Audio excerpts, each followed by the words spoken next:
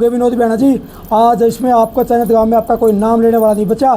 चन्नत गांव की पूरी पंचायत ने सर्वसम्मति से कल रात को फैसला लिया, जो आपने बर्बरता और जो जुल्म किया है कि चन्नत गांव में हमेशा हमेशा के लिए विनोद बेना की एंट्री बैन है और उनका हुक्का पानी बंद है। ये कोई छोटी घटना नहीं है। सरकार बार बार गुमराह करी है कि सरकारी है या नहीं है सरकारी। सरकार को पता है, सरकार के अधिकारी लगवाने वाले हैं। 10 घंटे तक टी लगी है, पुलिस एक सिपाही उसको हटाने के लिए नहीं आया। अगले दिन तक टी लगी रही है। दिन में कोई अगर अवैध थी तो अगले दिन क्यों नहीं आया कोई अधिकारी? क्या भाई, पहले तो आप सभी का पत्रकार भाइयों का हाथ जोड़ के राम राम और आपका बहुत स्वागत है यहाँ हमारी आवाज़ उठाने के लिए। भाई, हम विषय तो आपको पता है, रात को हमारी महिलाओं पर लाठीचार्ज होया, अत्याचार होया, ये आंसू गैस के गोले छोड़े गए, अभद्र टिप्पणियाँ की गई, जाते जाते गलत इशारे किए गए हमारी माता बहनों को। हमारे मान सम्मान को बहुत ज़्यादा एसपी साहब और उनकी फोर्स द्वारा किया गया, बस बताने के काबिल नहीं। ऐसे ऐसे गंदे इशारे किए गए हमारी महिलाओं की तरफ, जो वीडियो में ऑन रिकॉर्ड है, जो रात के वीडियो है उनमें ऑन रिकॉर्ड दिखाई देंगे आपको, आप देख लेना। ये टी सरकार लगाती है, सरकार पढ़वाती है।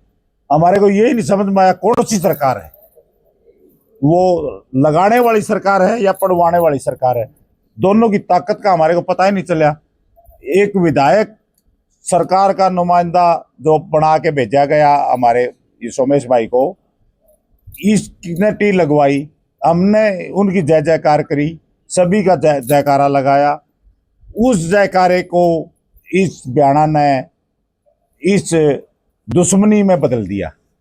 सारे गांव में खुशी की लहर थी टी लगने से, और इसने मातम में बदल दिया। हमारा उस जो लग गया था, सपना साकार होया था हमारा, वो इस बयाना का हमने गांव में हुक्का पानी बंद कर दिया है, गांव में एंट्री बैन कर दी बयाना की। क्या लग रहा है, आप षड्यंत्र के शिकार हुए हैं? अब तो ऐसा ही महसूस हो रहा है, षड्यंत्र, सरकारी षड्यंत्र था ये। साहब, एक बात बताइए, आप पढ़े लिखे हैं और बहुत सारे काम ऐसे हैं जो गांव के लोगों के आप लिखित तौर पर ही साइन करके ही देते हैं। क्या आप लोगों ने कोई लिखित तौर पर कोई आपने पर्चा लिया था या कोई डॉक्यूमेंट लिया था जिसपे आपके सामने ये चीज आई कि सरकार की सहमति से ये टी पॉइंट लगाया जा रहा है? हमारे भाई ने बताया हमारे को कि सरकार के द्वारा भेजी गई है ये टी, और सरकारी अधिकारी इसमें शामिल हैं। इनने हमारे सामने एसपी साहब से ही बात करी, डीसी साहब से ही बात करी, यहीं बैठ के हमारे सामने बातें हुई। इसी से हमारा विश्वास जाग गया। और फिर हमने भी बात करी, जब टी लगने लग रही थी, सीआईडी के माध्यम से मैंने कहा कि डीसी और एसपी साहब दोनों आ जाएं, ये अमन अनशन खुलवाने में वो शामिल हो साथ में। टी लगाई किसने थी? टी लगाने वाले तो भाई प्रशासनिक अधिकारियों ने लगाई थी या गांव वाले लगाई? नहीं, प्रशासनिक अधिकारियों ने लगाई थी, जो उन्हीं के द्वारा भेजे गए आदमी। हम तो जानते ही नहीं कौन, ना तो हमारे को टी का पता, ये कहाँ बढ़ती है, कैसे बढ़ती है, हमारे को इसका बारे में कोई ज्ञान नहीं है, ना लगाने वाले का पता। वो आए, ये भाई हमारे से बात कर गया, उसी टाइम 15 मिनट में टी आ गई। ये तो जैसे सपना साकार होने वाला काम था एकदम। भाई, हमने डिमांड करी भाई से, भाई ने बोला टी लग जाएगी। हम बोले कितनी देर में लग जाएगी, ने बोले अभी लग जाएगी। बस यहाँ से हम उठ के और वहाँ टी पॉइंट तक गए हैं। टी हमारे को आगे तैयार मिली है। जो मशीनरी आई थी, हाँ जी, वो मशीनरी किसकी थी? वो मशीनरी सरकार की थी। सर, एसपी साहब ये कैसे आप करेंगी सरकार के? इन्हें तो मंगाई नहीं, इनको भी वहाँ मुहैया कराई गई है। इनने पूछा साधन कहाँ, हमारे सामने ही बात हो रही थी फोन पे इनकी, तो इनने पूछा वो टी कहाँ है, ने बोले आप वहाँ पहुंचो, टी आपको तैयार मिलेगी। टी हमारे को आगे तैयार मिली, हमारे जाते ही काम स्टार्ट हो गया। सर, काम एसपी साहब ने प्रेस कॉन्फ्रेंस की थी जिसके अंदर उन्होंने साफ तौर पर कहा है कि सिर्फ और सिर्फ 4 से 5 व्यक्ति ऐसे हैं जो इस धरना प्रदर्शन को खत्म ही नहीं करना चाहते, और सरकार के द्वारा जो मांगी थी वो स्वीकार भी कर ली गई थी, लेकिन उसके बावजूद भी ये धरना प्रदर्शन इसी प्रकार से जारी करे हुए हैं। हालांकि चन्नत गांव को पहले भी पानी मिल रहा था, ये कनेक्शन लगने से पहले, और आगे पानी मिलता रहेगा। इसको लेकर क्या कहेंगे? वो झूठ बोल रहे हैं। आपका हमारी मांगे पूरी हो जाती तो हमको शौक है यहाँ बैठने का। हमको तो पूरी कहा ये मांग तो इस भाई ने पूरी कराई थी हमारी। यार, हमने कह दिया था भाई हम अनशन तोड़वा दिया है, 1-2 छोटी मांग है हमारी, ये केस वगैरह ये आप सोल्व करा दो, हम धरना उठा लेंगे। हमारा तो वादा हो जाता है इनसे, हमने वादा खिलाफी करी हो तो पूछ लो इनसे। टी लगते ही वहां से सीधा आके अमन अनशन खत्म करवा दिया। पानी की समस्या का समाधान केवल टी है या इसके अलावा भी कोई ऑप्शन है? देखो, ये टी इसलिए मांग रहे हैं हम, क्यों, हम जो लाइन पहले से दी हुई है न्यारी लाइन के हम भुगत भोगी हैं, और हमारे साथ शेंगुआ गांव लगता है। शेंगुआ गांव की स्पेशल लाइन है 6 इंची की, जिसमें 2 से 2.5 इंची पानी आता है। 6 इंची वाली सारी रास्ते में फुटी हुई है। शेंगुआ के भाई यहाँ मौजूद, आप उनका इंटरव्यू ले सकते हो।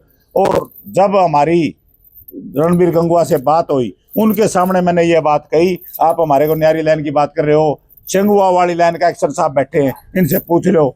अगर उसके अंदर मोरे होके 6 इंची लाइन में 2 इंची 2.5 इंची पानी आता है, बाकी सारा चोरी हो जाता है। एक्शन साहब ने उनके सामने माननी थी ये बात। सर, डिग्गी के लिए 7.5 करोड़ रुपए का बजट पास किया गया था चन्नत की वाटर वर्क्स को बनाने के लिए, उसके बावजूद भी ये डिमांड क्यों की गई टी बनाने की? वो तो वाटर वर्क्स रिपेयर की था जी सिस्टम। वो जो हमारे टैंक है उनका एस्टिमेट था 7.5 करोड़ रुपया। उसके अंदर भी हमारे साथ धोखा हुआ। उसके अंदर से बजट निकाल के जो वो लाइन दाब रहे थे करकड़ी की तरफ, उसमें से वो बजट काट के उस लाइन में डाल दिया। ये तो लगातार धोखे कर रहे हैं हमारे साथ। कहीं ये कराने की साजिश तो नहीं? अनशन तो खत्म कराने की साजिश ही थी, और तो ये क्या था, एक बार लगवा दी, एक बार पढ़वा दी। दोनों बीजेपी सरकार ने लगवाई, बीजेपी सरकार ने पढ़वा दी। हम तो इसको साजिश का नाम देंगे। पुलिस के द्वारा लठमार की नौबत क्या पाई? रात को मेरी लगातार एसपी साहब से बात हो रही थी। मैं उनसे बोला भाई हम शांति करवाना चाहते हैं। वो बोले आप शांति की अपील करो। मैं हिसार गया हुआ था, मैंने वहां से अनूप के पास फोन कराया, भाई अनूप कोई टकराव नहीं होना चाहिए, शांति से अब रहेंगे हम।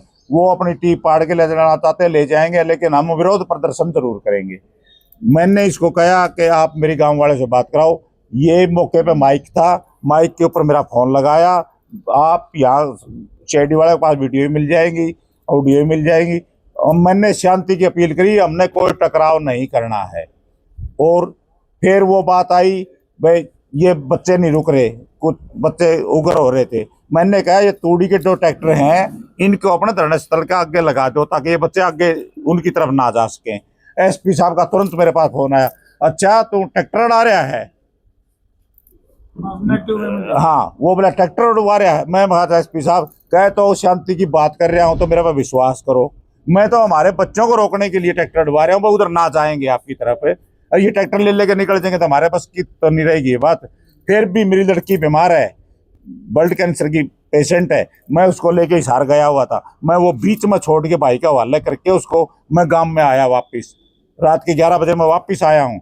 वापस आके मैंने शांति की अपील करी है, एसपी साहब से बात करी है। एसपी साहब को ये कहा कि हमारा पूरा गांव गिरफ्तारी देगा, शांतिपूर्वक लाइन में आएंगे, आप अपने साधन मंगवा लें, हम लाइन में आके गिरफ्तारी देंगे। तो महिलाओं के ऊपर आंसू गैस के गोले छोड़ने की नौबत क्यों आई?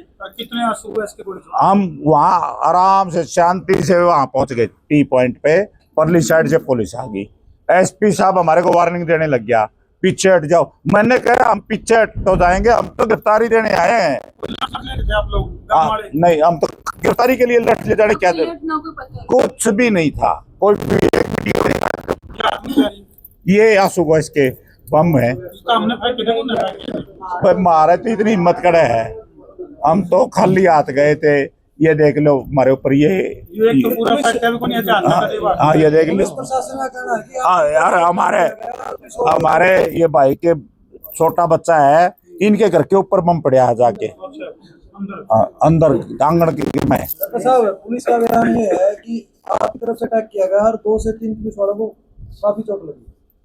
एसपी साहब ने कर दे इस बात का हमारे से चोट लगी हो तो हमने देखा है उसको, पुलिस वाले को वैसे ही बीच में जमा करके उठा के ले जाते थी जिस टाइम वो उठाने लग रहे थे। सर आप ये बताइए, एसपी साहब ने कहा है कि जो टी पॉइंट लगाया गया था वो सिर्फ और सिर्फ आप लोगों ने अपने स्तर पर ही लगाया है, प्रशासन का ये तो बता दिया, उसका जवाब दे दिया ना। इसको लेकर आप क्या कहेंगे? क्योंकि मीडिएटर आप ही आए थे ये कहने के लिए कि सरकार ने आप लोगों की मांगे स्वीकार कर ली हैं, और अब एसपी साहब कह रहे हैं कि ये तो आपने अपने स्तर पर ही लगवाया था। देखिए मैंने आपको पहले ही बताया है, थोड़ा ऊंचा बोलो थोड़ा। मेरे जाड़ में भी दर्द है, विकास भाई में दवाई लेके इकट्ठे आए हैं। मैंने पहले भी आपको बताया है कि इसमें मेरा इतना ही था कि भाई अनशन पे जाके अनशन कार्य भाई मेरे जाड़ में भी दर्द और भी है। कर देंगे। विकास बता देगा, विकास साहब ही। बोलो आप बोलो। चलो बोलो, आप जितना बोल पा रहे हो हाँ, बोल हाँ, दो। आप अच्छे से एक्सप्लेन कर पाएंगे। मैं ये बता रहा हूँ कि भाई जब मेरी बात हुई थी उससे मेरे को तो ये कहा गया था कि भाई आप वहाँ पहुँच जाओ, कमेटी से एक बार बात कर लो। मेरी अरस शिकारा जी से बात हुई थी, अरस शिकारा जी ने भाई विकास से बात की और जब आने के बाद फिर कमेटी से बात हुई थी। मेरे तो ये कहा गया था, मैंने कहा भाई क्या कुछ है वो बताओ, तुम कैसे ये अनशन खुलवाना बहुत ज़रूरी है क्योंकि ये बड़े बुजुर्ग हैं। चन्नत गांव से मेरा भी प्यार प्रेम है, रिश्तेदारी क्योंकि दूर के नाड़ हैं, आपस में एक दूसरे रिश्तेदारी तो होती है। तो मैंने कहा भाई ये खुलवाना है। तो फिर इन्होंने जो बात बताई मैंने वो आगे बात भेज दी। बात भेजने के बाद में मेरे को तो ये कहा है और विकास और मैं और अरस तीनों इकट्ठे आए थे वहाँ से कि भाई आप लोग हंसी से वहाँ पहुँचो और बात करो। तब तक हम जब यहाँ के बैठक में बैठे थे तभी फ़ोन भी आ गया कि भाई टी और वो लगाने वाले आए हुए हैं वहाँ। हम तो वहाँ गए तो टी और वो लगाने वाले आ गए और उन्होंने टी लगाई। ना तो टी हमने लगाई, ना मैंने लगाई, ना मैं लेके आया टी। तो हम वहाँ पहुँचे जैसे सरपंच साहब ने पीछे बताया। बात जब तक हुई तब तक टी भी आ गई थी वहाँ। तो ये टी अब प्राइवेट आदमी को तो मिलती नहीं है। तो ये बात है। तो सोमेश भाई इसमें सीएम हाउस इंक्लूड था कहीं पर? नहीं भाई मेरी तो सीएम हाउस में किसी से इस बात पूरे तो फिर प्रकरण आपकी बात में किससे हुई थी? इस पूरे प्रकरण में चैनत गांव किसको दोषी माना? सबसे बड़ा गुनहगार कौन है इसमें? आपकी इस किस पूरे मामले अफसर से बात हुई थी भाई जिसके बाद टीटी लगाया? देखिए प्रशासनिक अधिकारी तो बीच में थे ही ना। जैसे कौन थे वो, सा? यही तो क्या जानना नाम? चाहते बस, कौन अधिकारी? एसडीओ, एक्शन, जेई कोई तो होगा। मैं अभी भी मेरी सबसे बड़ा सवाल वही है वो, कौन वो व्यक्ति था जिसने आपको भेजा, सारा ये तामझाम हुआ और अब वो पीछे हट गया? मैंने आपको बताया ना, मैंने आपको बताया तो है वहाँ जब मैं अभी आके मैंने अपनी बात रखी। मैंने एक बार 25 तारीख तक का समय दिया है, इसका समस्या का समाधान हो जाए। मुझे अभी उम्मीद है और समय आने पर आपको सब बताया जाएगा। आप सब भाइयों को बुला के बताया जाएगा। एक बार आप 25 तारीख तक मुझे मैंने उनको समय दिया है, इस समस्या का समाधान करो और समय आने पर बताया जाएगा। सोमेश भाई तो बताओ थोड़ा आज भी आपने गड़बड़ कितना है, किसने बड़ी गड़बड़ करी है, खेला किसने करा इसमें? ये खेला केवल और केवल विनोद भ्याणा ने किया है। इसका सिर्फ और सिर्फ जिम्मेवार विनोद भ्याणा है और यहाँ माहौल ख़राब कराने का जिम्मेवार भी केवल और केवल विनोद भ्याणा है। सरकार नहीं चाहती माहौल ख़राब करना। पुलिस ने किसके इशारे पर लाठीचार्ज और आंसू गैस इस के विषय पे गोले- मैं नहीं कुछ बता सकता। और सर आपने स्टेज पे खाटू श्याम की कसम दिखाई थी कि सारी मांगें पूरी की जाएंगी। नहीं मैं तो आज भी बाबा का भगत हूँ और मैं तो हर एकादशी जाता हूँ। मैं तो बाबा खाटू श्याम पे ही विश्वास रखता हूँ। आज भी जब यहाँ है तो काजला तो धाम फाड़ के मंदिर ले में- गए। भाई वो सब वो खाटू वाले की माया अपरंपार है। मैं तो आज भी काजला धाम मंदिर- देखो आपने तो कह दी रात को लुगाई लेडीज हैं जो आदमी खेतों के अंदर को भागे हैं। मैं रात को यहाँ नहीं था, मेरे जाड़ में जब था मैं बाहर था और मैं इस विषय पर कुछ बता नहीं सत्तर लोग तो शक आपके ऊपर ये भी करेंगे आप सरकार के नुमाइंदे बनकर आए थे कि कोई कैजुअलिटी ना हो जाए क्योंकि इतने दिन से अनशन पर वो लोग बैठे हुए हैं ताकि इनका धरना प्रदर्शन और भी ज़्यादा प्रेशर क्रिएट ना करे सरकार के ऊपर। तो इसको लेकर इस एलिगेशन को आप किस प्रकार से देखते हैं? नहीं चैनत मेरा परिवार है और हम एक आंदोलन में नहीं। सुरेश कोच जी ने बताया कि हम पीछे भी आंदोलनों में जुड़े रहे। मैं एक सामाजिक व्यक्ति हूँ, मैं सरपंच एसोसिएशन का प्रधान रहा हूँ। पीछे बहन मनीषा के हत्याकांड के समय भी मैं एक मध्यस्थता के तौर पे गया और मैंने 2 मांग थी हमारी। एक तो सीबीआई से जांच की मांग और एक एम्स से पोस्टमार्टम। आप सब ने देखा होगा कि मैं एम्स में स्वयं पोस्टमार्टम कराने उस बहन का गया और अगले दिन फिर दाह संस्कार, अंतिम संस्कार में भी मैं शामिल रहा। वो भी एक बहुत बड़ा मॉब था और पूरी 36 बिरादरी इन्हीं अदर अदर स्टेट के लोग वहाँ इकट्ठा होने शुरू हो गए थे। तब भी मैंने अधिकारियों को एक ही बात कही थी क्योंकि मैं ग्राउंड स्तर का हूँ और जब सरपंच एसोसिएशन का प्रधान रहा हूँ तो मेरे कार्यकाल के जितने भी सरपंच हैं सब मेरे से टच में तो रहे हैं और रहते हैं। और मौजूदा भी सरपंचों का जब भी आंदोलन था उसमें भी मैं सरकार की मध्यस्थता में था। तो मेरा तो इतना ही था कि भाई जब भी कोई अगर आंदोलन है, कोई समाज को नुकसान ना हो, हमारे भाइयों को कोई नुकसान ना हो, इस वजह से अनशनकारियों में जैसे दादा टेकाराम जी थे, अभी सोनिया जी जैसे बता रही थी कि भाई अनशनकारी बड़े वो उस समय बहुत नाजुक हालात में थे। तो दादा टेकाराम जी की वर्ग व्यवस्था होने की वजह से उनके लिए भी बड़ी दिक्कतें थी। तो मैं तो उस सहानुभूति के तौर पे आया और बात करी। और मैं इस आंदोलन धरने में पहले कभी आया नहीं था तो मैं हर्ष भाई से बात करी कि हर्ष भाई इस विषय पे क्या कुछ है, आप आओ बात करें। हर्ष भाई तो रात को ही चल पड़ा था, लेकिन वो तो मैंने कहा भाई रात में तो अब कुछ होना नहीं है, सुबह ही बात करेंगे कमेटी से। तो सोमेश भाई, सरकार का बड़ा नुमाइंदा भी कोई आपके टच में था? मैं मत बताओ, सिर्फ ये बताओ। मैं विकास भाई चाहूँगा, सोमेश भाई ने स्टेज पे बहुत क्लियर कट बता दिया इसमें। आप अगर आपने कवर कराया हो तो इसमें सरकार के बड़े लेवल के चंडीगढ़ तक के अधिकारी और लोकल लेवल के यहाँ के जो जिम्मेदार अधिकारी हैं वो सारे के सारे के संज्ञान में थी बात। 4 साथी CID के खड़े थे, यहाँ पुलिस की जिप्सी खड़ी थी, 10 घंटे तक टी का काम चला, तो लगाने का जो काम चला। सरकारी पाइप थे, सरकारी मशीनें थी, कर्मचारी कहाँ से लाए वो सरकार ने पता है। दो सवाल आपके हैं कि उनका नाम बताओ। मैं आपके चैनल के माध्यम से कहना चाहता हूँ, सोमेश भाई जो जिम्मेदारी लेके आए थे, कहीं ना कहीं उस जिम्मेदारी ने के बीच में विनोद भ्याना ने ऊपर जाके अपना प्रेशर बनाया। उस प्रेशर की वजह से वो प्रेशर वापस अधिकारी अपनी जान बचाने खातिर, अपनी नाड़ से तलवार हटाने खातिर सोमेश भाई को भी बलि का बकरा बनाया जा सके। सोमेश भाई को मुझे ये भी कहना है कि कल ना सोमेश भाई को जान माल का भी कोई नुकसान, क्योंकि बड़े अधिकारी हैं, रसूखदार लोग, कल ना कोई जान माल का भी नुकसान अगर हो सका है, क्योंकि इन्होंने जो घोषणा करी है कि 25 तारीख तक का समय है अधिकारियों के पास, वरना जितने अधिकारी हैं जो इस जालसाज में शामिल हैं उनके सबके नाम बताऊंगा। हो सकता है वो अपनी जान बचाने खातिर इनकी जान माल की भी हानि कर दे। उनकी जिम्मेदारी भी आप सब पत्रकारों के माध्यम से उन्हीं अधिकारियों की है, सरकार की है, और इनकी सुरक्षा की भी जिम्मेदारी सरकार की है। ये कोई छोटी घटना नहीं है, ये कोई छोटी घटना नहीं है। सरकार बार बार गुमराह करी है कि सरकारी है या नहीं है सरकारी। सरकार को पता है सरकार के अधिकारी लगवाने वाले हैं। 10 घंटे तक टी लगी है, पुलिस एक सिपाही उसको हटाने के लिए नहीं आया, अगले दिन तक टी लगी रही है। दिन में कोई अगर अवैध थी तो अगले दिन क्यों नहीं आया कोई अधिकारी? 4 सरकारी कर्मचारी CID तो सरकार की होती होगी, उनके पास वीडियो हैं, विजुअल हैं, लेकिन सरकार कहीं ना कहीं गुमराह करी है। और जो बेड़ी हैं, देखो हमारे साथ अत्याचार क्या हो रहा है। 3 FIR दर्ज हुई इस मामले में, जो आज SP साहब ने भी प्रेस कॉन्फ्रेंस करी। पहली FIR करी पाइप पाड़न की, जिसमें सरकार ने अपनी मशीनों से अगले दिन पाइप पड़वाए और उसमें दोषी अधिकारियों को सस्पेंड भी किया गया, वो गलत तरीके से लगाए गए थे। दूसरी FIR लगाई जो सरकार ने टी भेजी, वह टी दबाने की, जो सरकार ने अपने तरीके से भेजी, अपने अधिकारियों के तरीके से भेजी, वह टी दाबने की हमारे ऊपर FIR कर दी। तीसरी FIR कर दी टी पाड़न की, जो रात के अंधेरे में अंग्रेजों के तरिया हमारी नियत थी महिलाओं के ऊपर हमला करके उनका सिर फोड़ की, और उन टी पाड़न की जो सरकार FIR हुआ लाने की भी हमारे ऊपर, पाड़न की भी हमारे ऊपर, और सिर फोड़ने की भी, जबकि हमारे ऊपर ये और बड़े गोले दिखाने लग रहे हैं। इतने गोले दागने के बाद भी हमारे ऊपर आरोप लगाए जाते हैं कि हमने सिर फोड़ दिया। कहीं ना कहीं ये लोकतंत्र नहीं है, ना यहाँ कोई सरकार है, ना कोई ये विधायक है।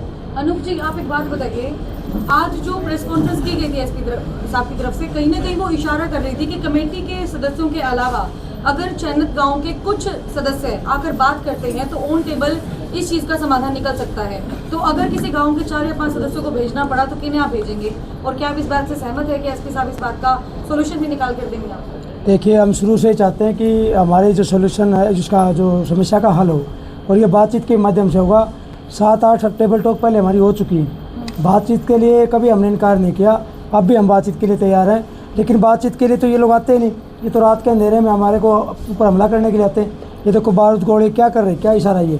रात को जब नेते लोग थे, किसी आदमी के हाथ में कोई हथियार नहीं चयनित गाँव के, लेकिन इनकी मंशा नहीं है। ये चयनित गाँव के आंदोलन को उग्र बनाना चाहते हैं, जो कि लगातार 39 दिनों से शांतिपूर्ण तरीके से चला रहा है। इन लोगों की मंशा यही है कि रात के अंधेरे में जाके कैसे करके इनको उग्र बनाया जाए और इनके बच्चों के ऊपर केस किया जाए। हम SP साहब से बताना चाहते हैं, कमेटी को चाहे आप फांसी तोड़ दो, कुछ भी कर दो, लेकिन पानी तो हम यहीं से लेंगे, इसी पाइपलाइन से लेंगे। आज नहीं तो कल नहीं तो 6 महीने बाद चयनित गाँव, ये जो पाइपलाइन आप बन रही है ना, इसको भ्याना साहब हवा में थोड़े उड़ा के लेके जाएंगे। आप हवा में बढ़ाओगे इसको, राजली नहर तक, किसी भी नहर तक आप इसको कनेक्ट करोगे, हवा में लेके जाओगे क्या? ज़मीनें तो किसी गाँव की यूज़ करोगे, तो उस गांव के किसी भी गांव से आप लेके जाओ। हम इस पाइपलाइन का काम नहीं होने देंगे जब तक चयनित गांव के पीने का पानी की समस्या सोल्व नहीं होती। कंक्लूजन बता दीजिए अंत में, क्योंकि बहुत बड़ी हो चुकी है। कंक्लूजन यही है कि SP साहब लगातार पूरा प्रशासनिक जो उनका जो पावर है उसका मिसयूज करके, DC साहब भी मिसयूज करके पूरी पावर का चयनित गाँव की कमेटी के ऊपर दबाव बना रहे हैं। लगातार शुरू दिन से ही हम लगातार उनको बता रहे हैं कि चयनित गाँव की धरना कमेटी संवैधानिक तरीके से, कानूनी तरीके से आंदोलन को शांतिपूर्ण तरीके से लड़ रही है और ये आंदोलन को लड़ना, राइट टू प्रोटेस्ट, ये हमारा अधिकार है। हम बिल्कुल साइड में बैठे हैं, किसी को कोई तंगी नहीं कर रहे। और जब तक चैनत गांव की मांग पूरी नहीं होती, जब तक हमारा पक्का बंदोबस्त नहीं होता पीने के पानी का, जब तक चाहे हमारी जान चली जाए, हम ये आंदोलन जारी रखेंगे। चाहे हमारे ऊपर कितनी एफ आई आर करो, 3 तो एफ आई आर आपने कर ली, 1-2 एफ आई आर और कर लो, जितनी भी एफ आई आर आपका मन करे, क्योंकि आपके हाथ में कलम है। उस कलम का जितना मिसयूज करना चाहते हो आप उसका करो। एक दिन ये जनता आपका हिसाब किताब जरूर लेगी, ये ऊपर वाला भगवान आपका हिसाब किताब जरूर लेगा। बेड़ा साहब असली कातिल तो वही है, असली जो गुनहगार है वो विनोद बेड़ा है। देखो जनप्रतिनिधि चुना गया था 12 साल से, अब विनोद बेड़ा बोलते मैं तो पानी देने के लिए तैयार हूँ। आप देखो 12 साल से विधायक है चन्नत गांव का, 12 साल में एक बार उसे पैसे लाइन नहीं दी, अब बोल रहे हैं मैं पानी देने के लिए तैयार हूँ। कितनी झूठी बातें, 12 झूठ हमने उनके सामने मुंह के ऊपर गिनाई। आपने वीडियो भी देखी होगी। एक भी झूठ का जवाब अगर विनोद बेड़ा दे दे तो भाई हम उसकी बातें मानने के लिए तैयार हैं। जितनी झूठे उन्होंने ऑन द रिकॉर्ड बोली हैं, चैनत गांव की पंचायत में बोली हैं, और चैनत गांव की 12 झूठ हमने गिनाई, 13वीं झूठ हमारे यहाँ बोल के निकल गया कि चैनत गांव की मांग को मुख्यमंत्री के सामने रखूंगा। अगर धरने पे बैठना पड़े तो विनोद बेड़ा धरने पे बैठने के लिए तैयार है। ये ऑन रिकॉर्ड बात है। वो विनोद बेड़ा उसके बाद तो हमें मिला नहीं कभी भी। तो ये झूठी बातें हैं। जनप्रतिनिधि को चैनत गाँव में विनोद बेड़ा को 984 वोटें आई थी, और आज हालात ये हो गए विनोद बेड़ा जी, आज इसमें आपको चैनत गांव में आपका कोई नाम लेने वाला नहीं बचा। चैनत गांव की पूरी पंचायत ने सर्वसम्मति से कल रात को फैसला लिया, जो आपने बर्बरता और जो जुल्म किया है, कि चैनत गांव में हमेशा के लिए विनोद बेड़ा की एंट्री बैन है और उनका हुक्का पानी बंद है।